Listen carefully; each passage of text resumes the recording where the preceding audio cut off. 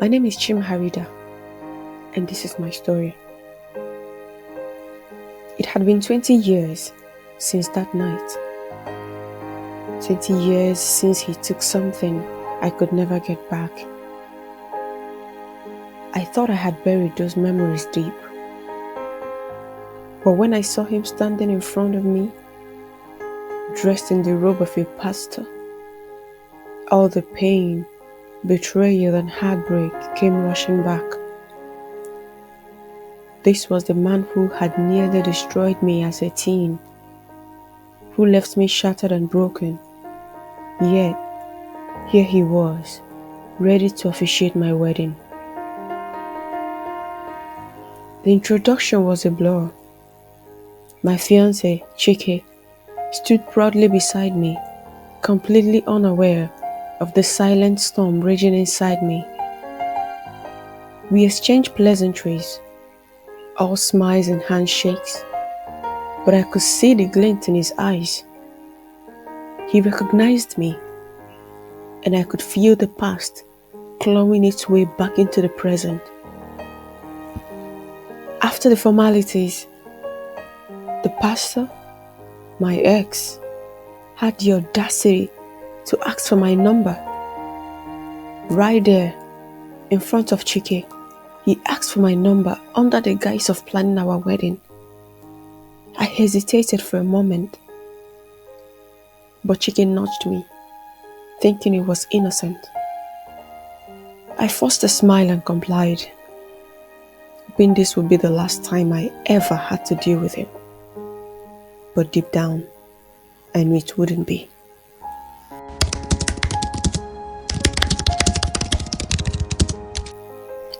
Days passed, and I tried to push the encounter out of my mind. But my phone rang late one evening. It was him. His voice, once a source of comfort, now sent chills down my spine.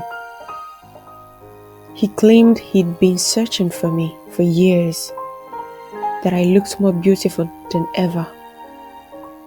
My heart raced, not from excitement, but from fear. He was handsome, yes, and there was a time when I was a completely little girl under his spell, but I was not that naive girl anymore. He insisted on meeting, saying he needed to see me again, to talk about our past. I refused at first, telling him that the only thing he should focus on was approving my marriage.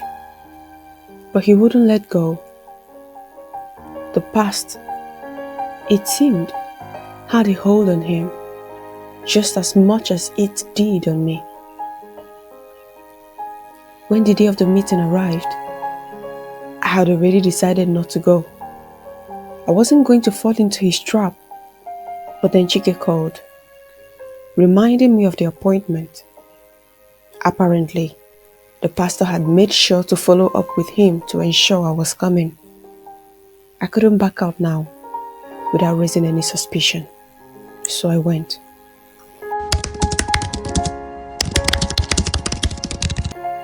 I walked into his office with my heart pounding. The air was filled with tension. As soon as the door closed behind me, he dropped the pretense.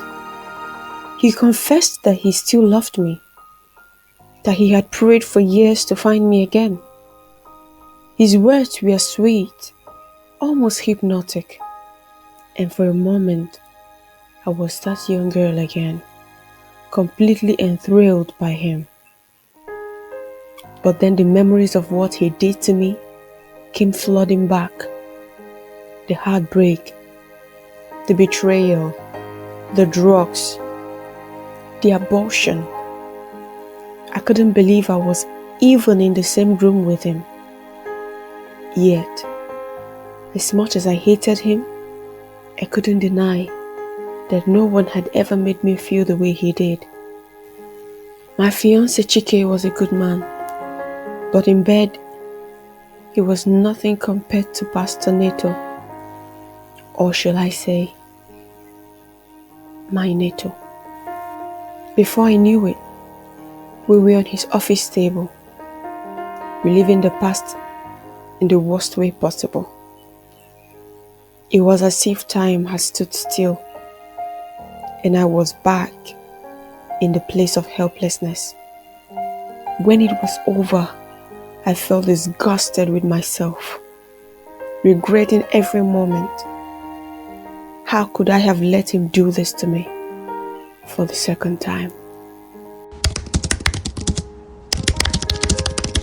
Days turned into weeks, and the affair continued. Secret meetings in hotels, late night rendezvous, and stolen moments in his office. Each time I told myself that it would be the last, but I kept going back. The thrill, the danger, it was intoxicating. But as Chiki and I picked a date for the wedding, reality hit me like a ton of bricks. This had to stop. I called the pastor and told him we were done, that I couldn't continue this sin any longer. I was determined to make things right, to end the affair and focus on my marriage. But he wouldn't let me go. He said he couldn't stop thinking about me, that he would never approve our marriage if I didn't continue seeing him. And if we went ahead without his blessing, he threatened to tell Chike everything, our past and our present. And that scared me.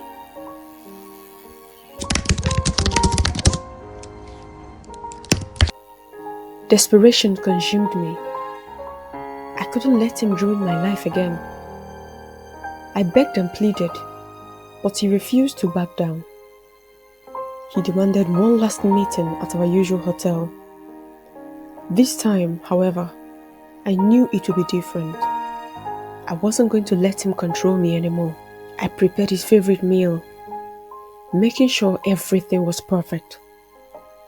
When I arrived at the hotel, I smiled sweetly, pretending to be the submissive lover he thought he had control over. We talked, we laughed, and when the moment was right, I presented the meal to him. As he ate, I watched him carefully, my mind racing with what was about to happen. He would either let me go, or it would be his last supper. The choice was his, but the outcome would be mine. The hours passed slowly as we talked, reminiscing about the past, the love that once was. But I could see the hunger in his eyes, the same hunger that had ensnared me all those years ago.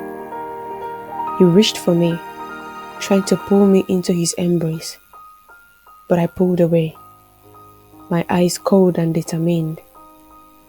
"Let me go," I whispered, my voice steady. "Let me go, or this will be the last time you'd see me." He laughed, thinking it was a joke.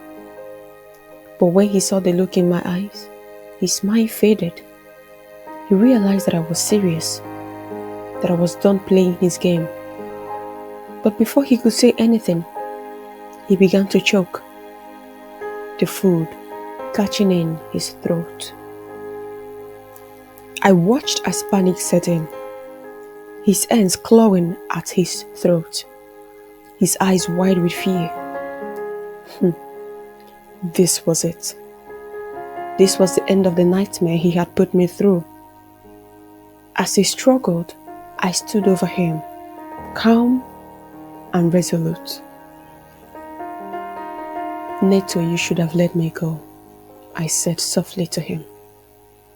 When it was over, when he could no longer hold me back, when he laid lifeless there, I walked out of the hotel, my heart heavy but free.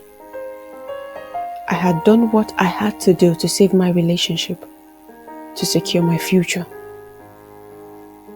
There will be no more threats, no more blackmails. The past was finally dead, and with it, the man who had haunted my life for 2 decades. I met Chike that evening, a smile on his face as I hugged him tightly. The wedding was still on, and I was determined to make things right. No one would ever know what happened, and I will carry this secret to my grave. But as I looked into Chike's eyes, I knew that I had crossed a line, one that I could never uncross. The Last Supper had been served, and with it, the final chapter of my past. So I thought. What I didn't know was, the end was just the beginning. There was a CCTV in the room. Was it functional? Will they come for me? Oh my God. Did you enjoy the story? Kindly subscribe to our channel and turn on the notification bell so that you'd be the first to know when another interesting story is made available. Like and share, and tell us what you think about the story in the comment section. Till the next story, story lovers. Enjoy your day. Bye.